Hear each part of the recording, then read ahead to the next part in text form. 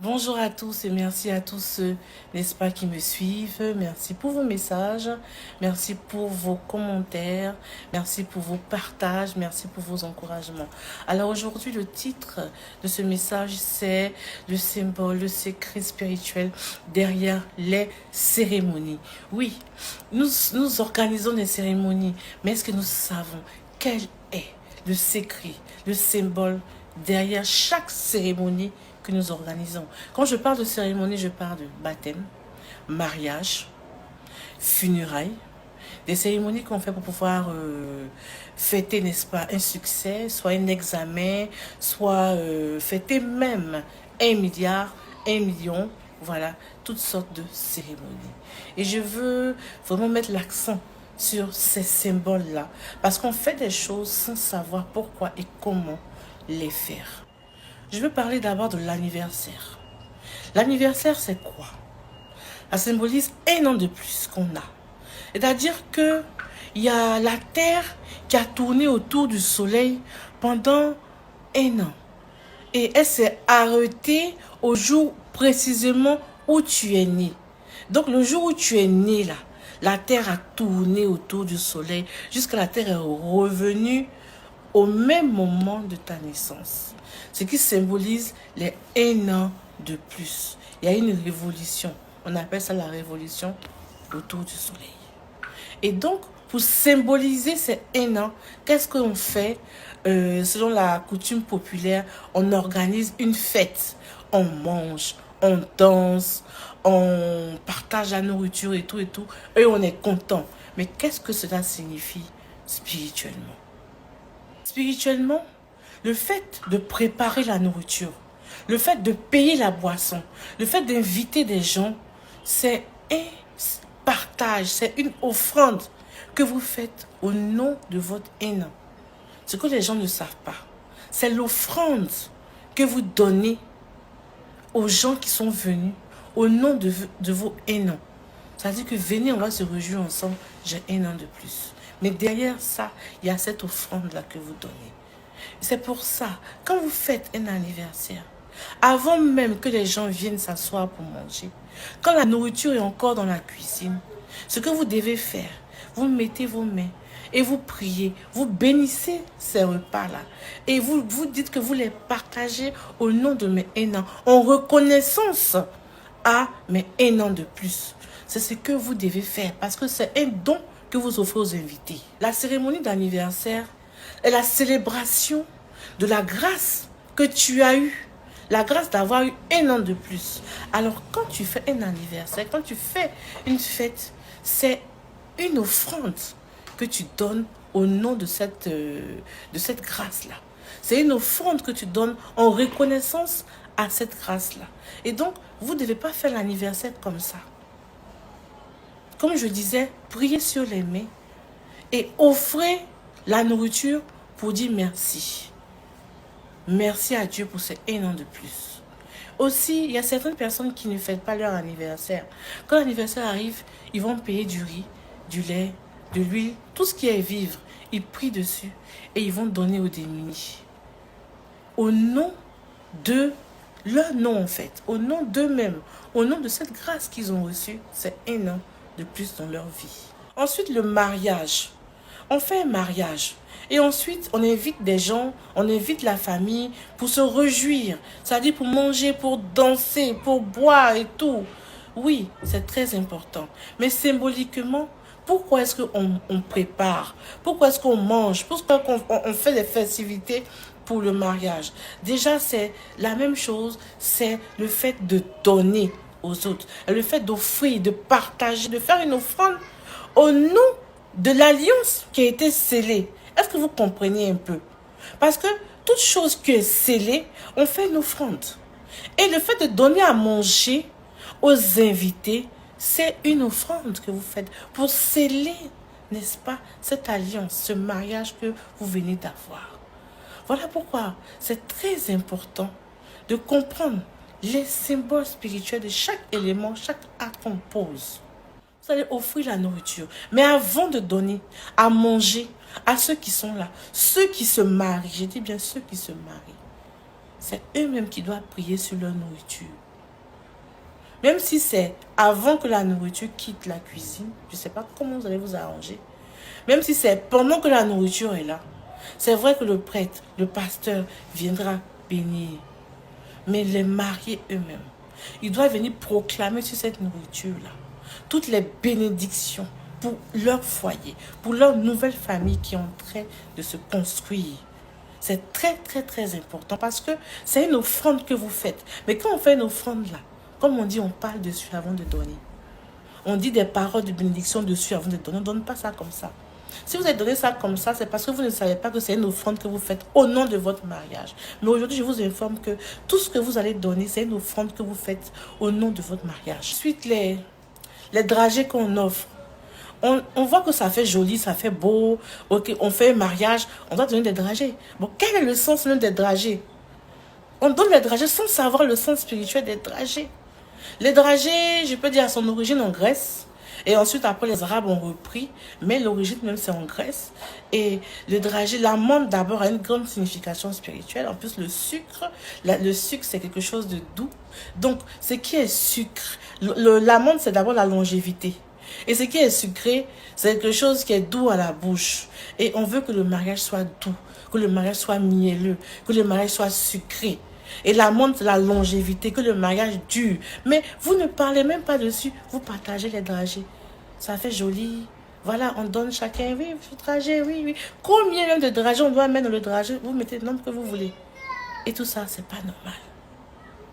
Chaque dragée que vous allez mettre dans la boîte à dragées pour pouvoir offrir a son symbole.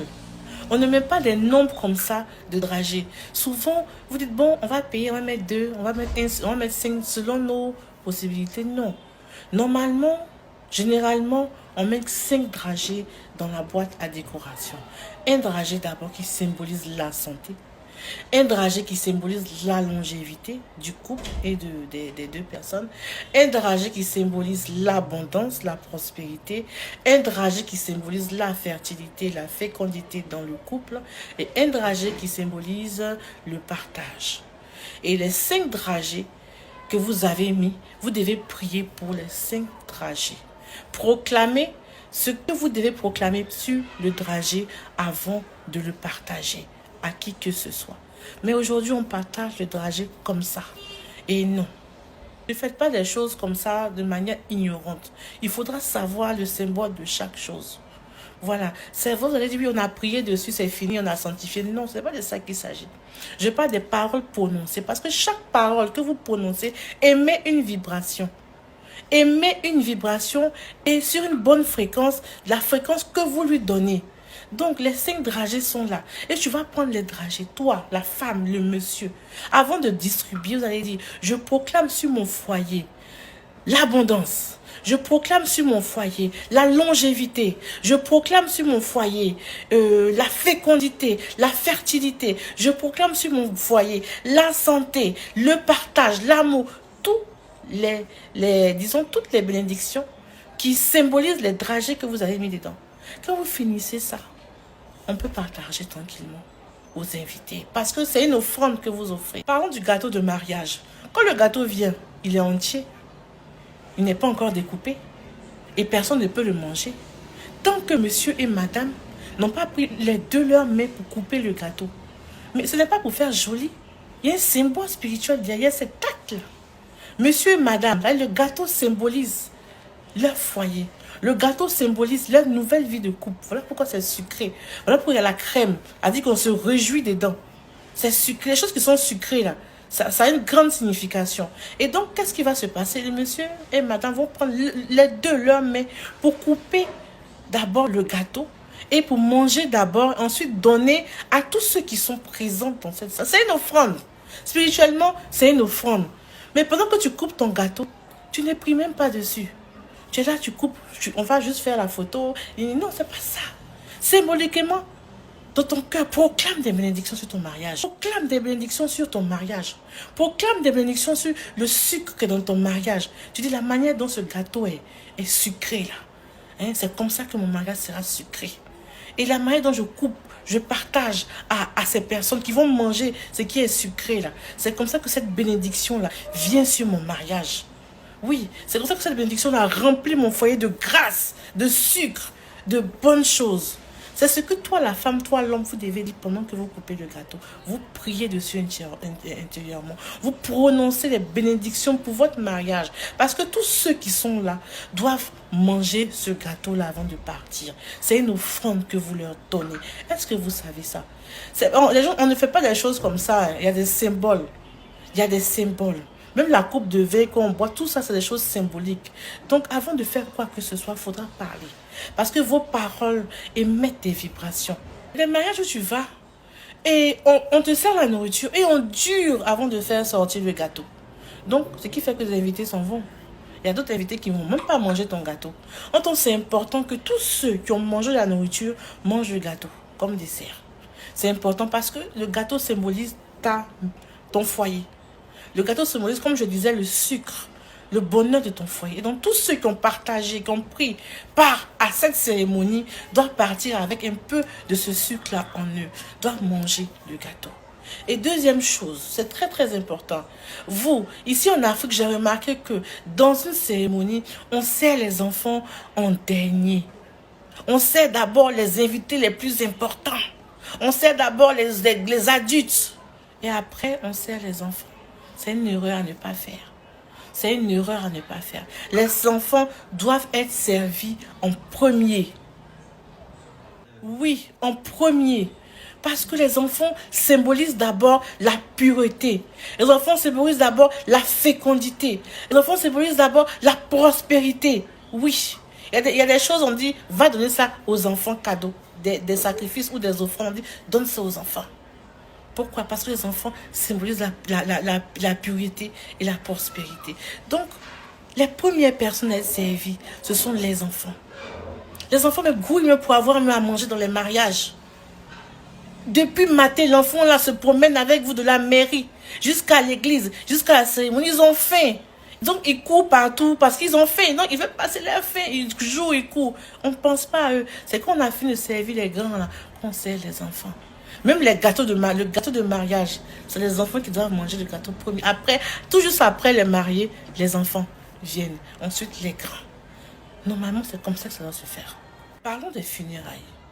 Les funérailles, quand on part enterrer le défunt et qu'on vient à la maison, la famille offre un repas, de la boisson aux personnes qui sont venues, n'est-ce pas, partager leur douleur, partager leur peine, à ceux qui sont venus les encourager. On offre un repas, on offre la boisson. Pourquoi? C'est une image symbolique pour vous dire merci à tous ceux qui ont connu le défunt. Merci, parce que ce défunt-là, il a apporté plus ou moins quelque chose dans la vie de chaque personne réunie ici. Vous l'avez rencontré, vous l'avez côtoyé, vous avez été avec lui peut-être pendant des moments difficiles ou des moments de bonheur. Et tout ça, c'est symboliquement pour vous dire merci. C'est comme si c'est le défunt lui-même qui vous offrait la nourriture pour vous dire merci d'avoir été dans ma vie, merci d'avoir fait telle ou telle chose dans ma vie, merci pour tout. Donc, quand vous préparez la nourriture pour les funérailles, vous bénissez, vous priez et bénissez, vous dites merci aussi pour la vie du défunt. Merci pour ce qu'il a apporté. Merci et que son âme repose en paix. Et vous offrez le repas là, disons pour lui, pour son âme, pour que son âme repose en paix. Et donc, les personnes concernées, que ce soit la veuve, le veuf, ou les enfants, ou le père, la mère, les sœurs, c'est la famille là. C'est eux qui doivent prier sur ce repas là, au nom du défunt. Parce que c'est symboliquement, c'est lui qui donne ce repas à ceux qui sont là. Pour leur dire merci d'avoir pris part à un moment de sa vie, pendant qu'il était ici encore sur terre avec nous. Donc, vous devez prier sur cette nourriture. Vous devez proclamer des bénédictions pour le défunt, pour la famille, avant de servir. Par exemple, dans l'islam, chez les musulmans, 7 jours après, on fait la cérémonie de 7 jours où on fait des sacrifices au nom du défunt. On partage la nourriture. On fait certains sacrifices au nom du défunt. 40e jour aussi, on fait la cérémonie avec aussi la nourriture qu'on donne, qu'on partage au nom du défunt. Et vous aussi, quand vous commencez les cérémonies, ne donnez pas aussi les premiers aux grands. Donnez ça aussi aux enfants. parce que les enfants, ils sont plus fatigués et tout. Et c'est une grande bénédiction pour la famille. Donc, donner aux enfants en premier. Voilà. Et donc, même en Afrique, on a la cérémonie de lever de deuil de 1 an. Et après les 1 an, on fait la cérémonie encore, on prépare et on donne ça encore. C'est une offrande en fait. Donc c'est important de prier sur toute la nourriture qui va être donnée. C'est important de proclamer des bénédictions sur cette nourriture-là pour tous ceux qui vont manger cette nourriture-là.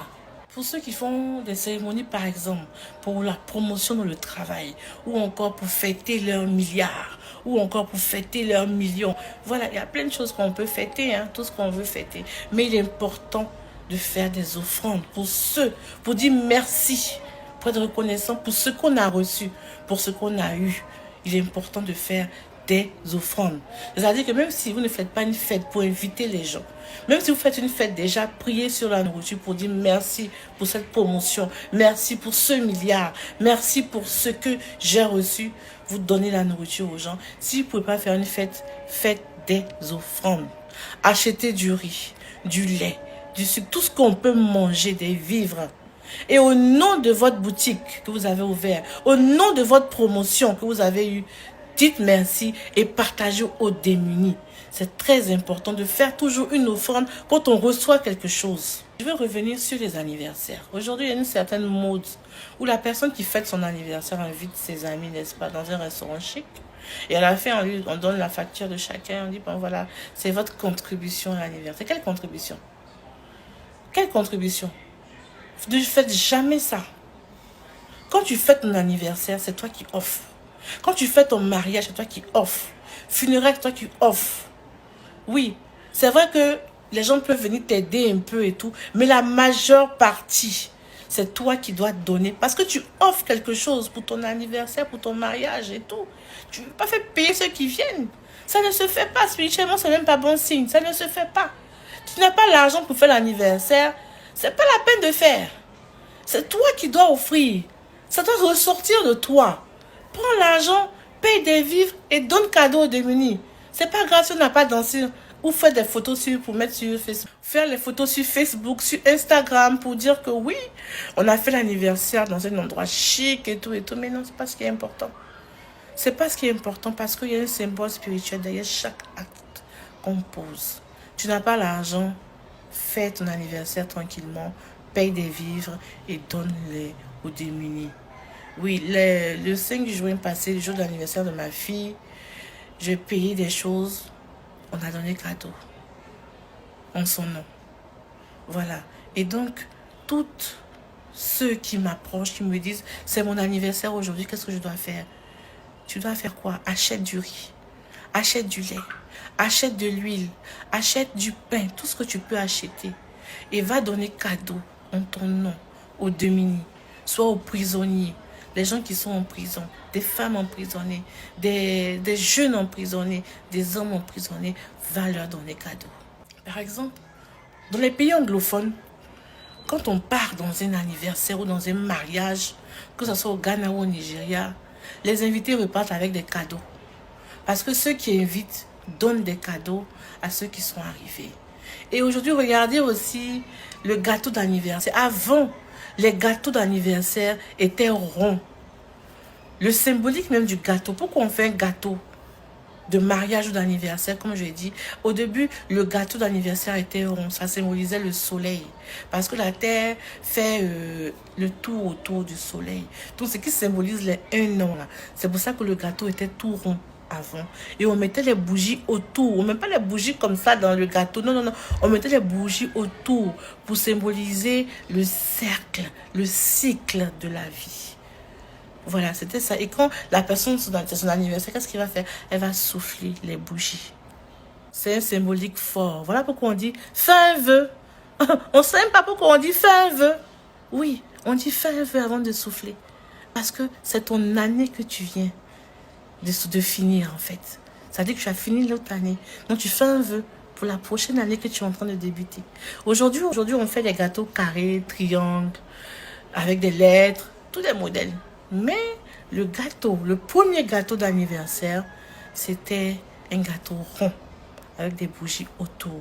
Donc avant même de couper ton gâteau, de souffler ton gâteau, c'est vrai, tu fais un vœu et tu proclames des bénédictions sur ta vie. C'est très, très, très, très important. Et même pour les enfants qui sont tout petits, qui ne peuvent pas le faire, c'est la maman ou le papa qui doivent le faire pour leur enfant. Alors en conclusion, j'ai fait cette vidéo pour vous montrer l'importance, déjà le symbole spirituel derrière les cérémonies et l'importance du partage, l'importance de proclamer, n'est-ce pas, des paroles de bénédiction sur les cadeaux, sur la nourriture, sur la boisson que vous offrez pour vos différentes cérémonies, que ça soit mariage, anniversaire, baptême, funérailles, promotion dans le travail. Il est important de donner ces cadeaux-là. Il est important de partager, il est important de proclamer les bénédictions avec ceux, n'est-ce pas, qui sont venus vous soutenir, ceux qui sont venus vous encourager, ceux qui sont venus vous aider dans ces moments et de joie et de malheur. Ils pouvaient ne pas être là, mais ils sont là. Et donc, il faudra les offrir, il faudra les bénir aussi. Merci à tous et que Dieu vous bénisse. Aussi, j'aimerais ajouter quelque chose. À très bientôt pour la prochaine vidéo, la préparation spirituelle du nouveau-né. Et que Dieu vous bénisse et portez-vous bien. Merci.